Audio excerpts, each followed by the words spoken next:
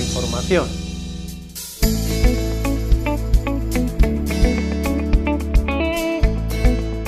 ...300 manifestaciones con más de 3 millones de personas...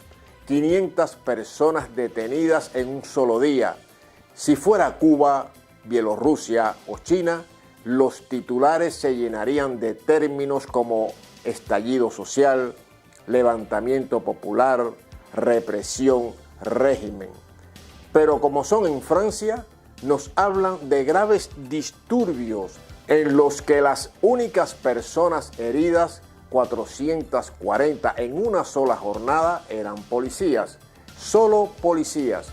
Curiosa esta prensa libre e independiente que repite al unísono los datos ofrecidos por el ministro francés de Interior. Un informe de 3 organizaciones de derechos humanos concluye que más de 120.000 personas han resultado heridas por gases lacrimógenos, pelotas de goma, cañones de agua o armas acústicas de la policía. Cita a muchos países: Estados Unidos, Francia, Chile, Colombia, curiosamente no a Cuba. Pero hagan una prueba. Busquen en Google las palabras Cuba y represión, obtendrán decenas de titulares.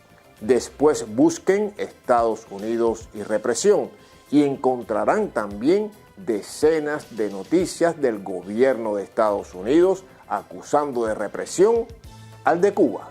Pues a Cuba, a ese país en el que la policía raramente hiere a la gente, el gobierno de España ha decidido que no se puede exportar material antidisturbios en aplicación de una cláusula de derechos humanos.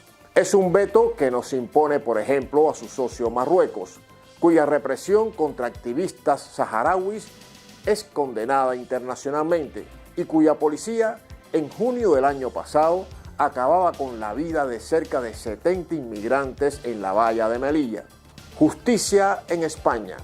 En una entrevista, el exministro José Barrionuevo justificaba sin remordimientos su participación en la guerra sucia contra ETA, por la que estuvo 3 meses en la cárcel tras ser indultado.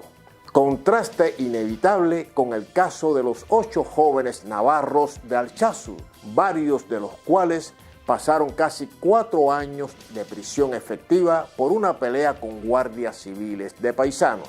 Tras 2 años y 1 mes en la cárcel de Lleida, el músico catalán Pablo Hasél ha terminado la condena impuesta por las letras de sus canciones, pero sigue en prisión al aplicársele 2 nuevas condenas por otros 6 años. ¿Lo han leído en algún medio corporativo español? Nada. Así es la libertad de expresión y de prensa made in Spain. Seguimos hablando de censura artística en Europa. Han cancelado los conciertos de Roger Waters, líder de Pink Floyd, por su postura sobre la guerra de Ucrania, y en Frankfurt, Alemania, por su supuesto antisemitismo, es decir, por su solidaridad con Palestina.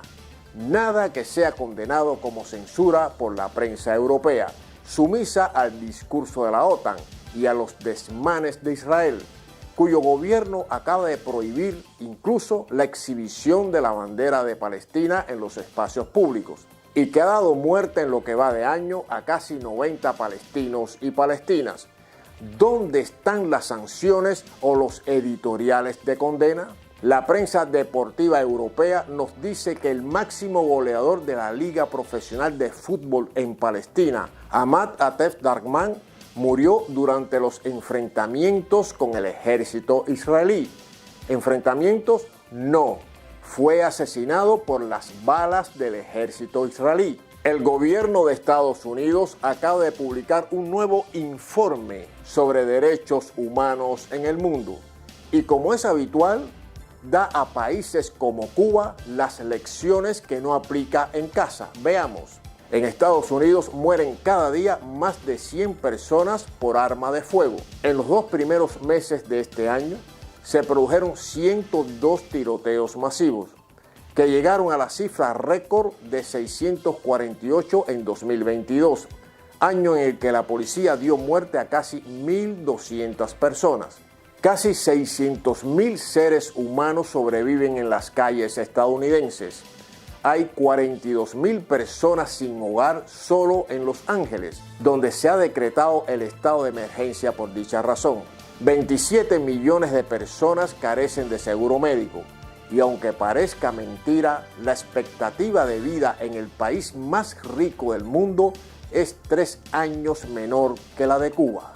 Leamos algunas noticias. Michigan.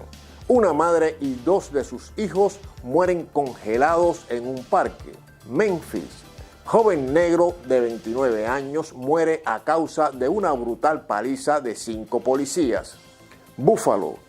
30 trabajadores son despedidos por la empresa Tesla tras intentar formar un sindicato. Alabama. Muere un preso después de que los guardias lo pusieran en un congelador como castigo. Imaginen que uno solo de estos hechos hubiera ocurrido en Cuba. ¿Cuántas veces leeríamos en noticias y reportajes la palabra régimen?